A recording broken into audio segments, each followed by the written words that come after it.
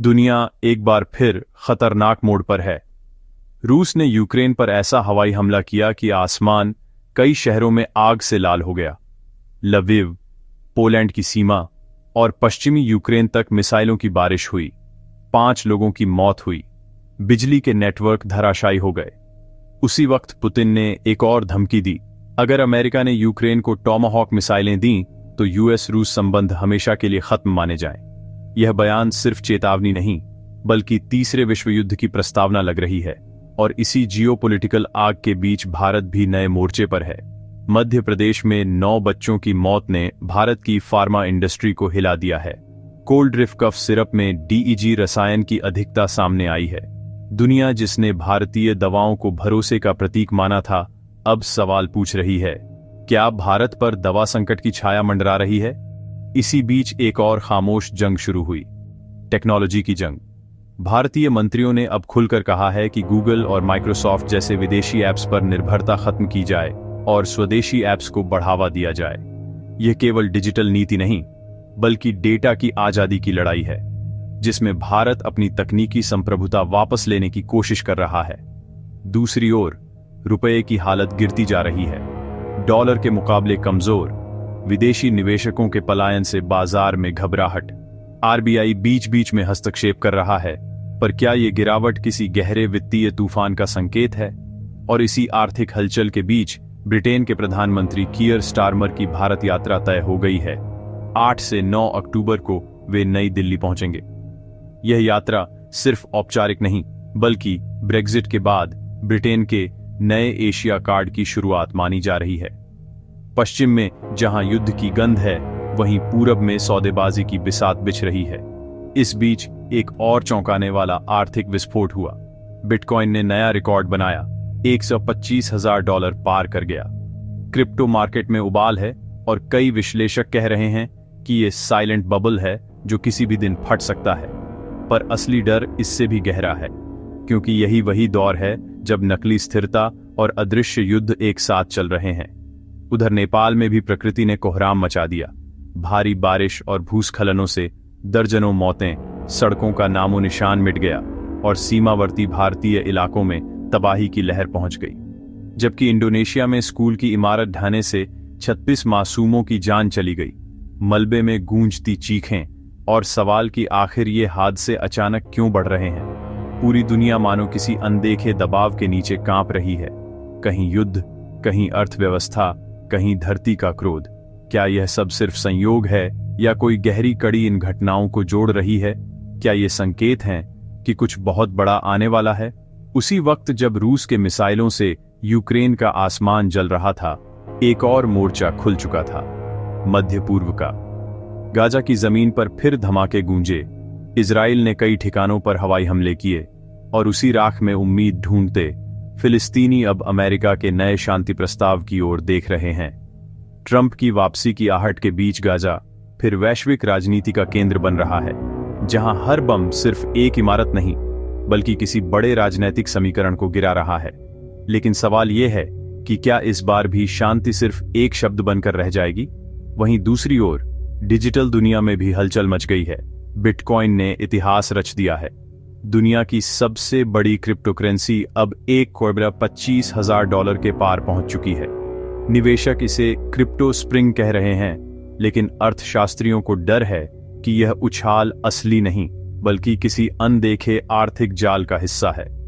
कुछ रिपोर्टें दावा करती हैं कि अमेरिका, चीन और अरब देशों के गुप्त डिजिटल निवेश फंड मिलकर बाजार को कृत्रिम रूप से ऊपर धकेल रहे हैं ताकि पारंपरिक मुद्रा प्रणालियों को कमजोर किया जा सके। अगर ये सच है तो दुनिया एक नए वित्तीय युद्ध के मुहाने पर खड़ी है, जहां हथियार नहीं बल्कि एल्गोरिदम से लड़े जाएंगे। पर इस गहमागहमी में एक आवाज कहीं खो गई, धरती की आवाज। नेपाल में लगातार बारिश ने 47 जिंदगियां निगल ली। नदियां पहाड़ों को तोड़ रही हैं और सड़कों पर कीचड़ के साथ फैला है सन्नाटा। पश्चिम बंगाल के दार्जिलिंग में भी घर बह गए, परिवार मिट गए। लेकिन क्या यह सिर्फ मौसम की मार है या ग्लोबल क्लाइमेट पॉलिसी की विफलता? वैज्ञानिक कह रहे हैं धरती अब चेतावनी नहीं बदला ले रही है। और इसी वक्त इंडोनेशिया से आई एक तस्वीर ने दुनिया को झकझोर दिया। पूर्वी जावा के एक इस्लामिक बोर्डिंग स्कूल की इमारत ढह गई। 36 मासूम बच्चों की मौत हो गई। किसी के हाथ में किताबें थीं, किसी के पास अधूरी दुआ। मलबे के नीचे सिर्फ ईंटें नहीं बल्कि एक देश का भविष्य दबा था। लेकिन इन हादसों की एक अजीब समानता है, कहीं भी आपदा अचानक नहीं आई। पहले हल्के झटके, फिर सिस्टम की लापरवाही और आखिर में तबाही, मानो प्रकृति और व्यवस्था दोनों मिलकर इंसान की अहंकार को तोड़ रही हों। इस बीच भारत के लिए ब्रिटेन की प्रधानमंत्री यात्रा भी अब सिर्फ व्यापार वार्ता नहीं रह गई है। इसके पीछे की कहानी कहीं ज्यादा जटिल है। ब्रिटेन, जो ब्रेक्जिट के बाद अपने पुराने औपनिवेशिक रिश्तों को नए आर्थिक गठबंधनों में ढालने की कोशिश कर रहा है, भारत को एक रणनीतिक साझेदार से ज्यादा एक संतुलनकारी शक्ति की तरह देख रहा है। वहीं भारत इस मुलाकात को पश्चिम के आर्थिक दबावों से बाहर निकलने के अवसर के रूप में देखता है। इस यात्रा के दौरान रक्षा, एआई और क्लीन एनर्जी पर कई समझौते संभव हैं, लेकिन असली बातचीत शायद कैमरों से दूर बंद दरवाजों के पीछे होगी, जहां तय होगा कि अगली सदी की शक्ति धुरी किस दिशा में झुकेगी।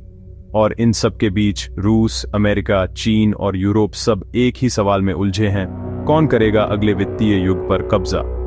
रूस युद्ध के जरिए ऊर्जा बाजारों को नियंत्रित कर रहा है, अमेरिका तकनीकी वर्चस्व बनाए रखना चाहता है और चीन खामोशी से डिजिटल करेंसी नेटवर्क फैला रहा है। लेकिन अब भारत भी इस खेल में कूद पड़ा है, स्वदेशी ऐप्स, स्वदेशी डेटा और अपनी डिजिटल पहचान के साथ। दुनिया अब हथियारों से नहीं बल्कि डेटा और विश्वास से जीतने की कोशिश कर रही है। पर इस सारे बदलाव के बीच इंसानियत कहाँ है?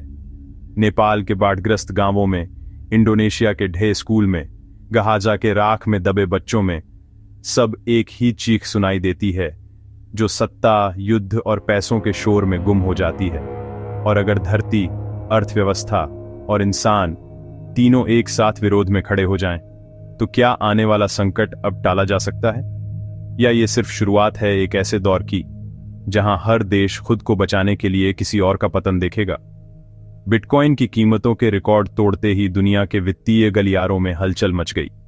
एक तरफ निवेशक इस डिजिटल उछाल को नया आर्थिक युग मान रहे हैं, वहीं कुछ विश्लेषक इसे मौन विस्फोट कह रहे हैं। $125,000 का यह स्तर सिर्फ एक संख्या नहीं बल्कि विश्वास और भ्रम के बीच की पतली रेखा है। वॉल स्ट्रीट के भीतर से खबरें आ रही हैं कि कई बड़े बैंक और हेज फंड इस बढ़ोतरी के पीछे गुप्त रूप से जुड़े हुए हैं, ताकि वैश्विक मुद्राओं की दिशा पर नियंत्रण रखा जा सके, जैसे कोई अदृश्य शक्ति वित्तीय सिस्टम की डोर खींच रही हो। इसी बीच नेपाल से आई तबाही ने दुनिया को फिर याद दिलाया कि जब इंसान अपने स्वार्थ में अंधा हो जाता है तो प्रकृति उसका हिसाब बराबर करती है। इस सच्चाई को जानने के लिए अगला भाग जरूर देखिए। और अगर आप भी महसूस करते हैं कि ये घटनाएं अब सिर्फ खबरें नहीं बल्कि आने वाले युग का संकेत हैं, तो इस वीडियो को लाइक, कमेंट और सब्सक्राइब जरूर करें, क्योंकि आने वाले हिस्से में हम उस रहस्य को खोलेंगे जिसे दुनिया अभी तक नजरअंदाज कर रही है।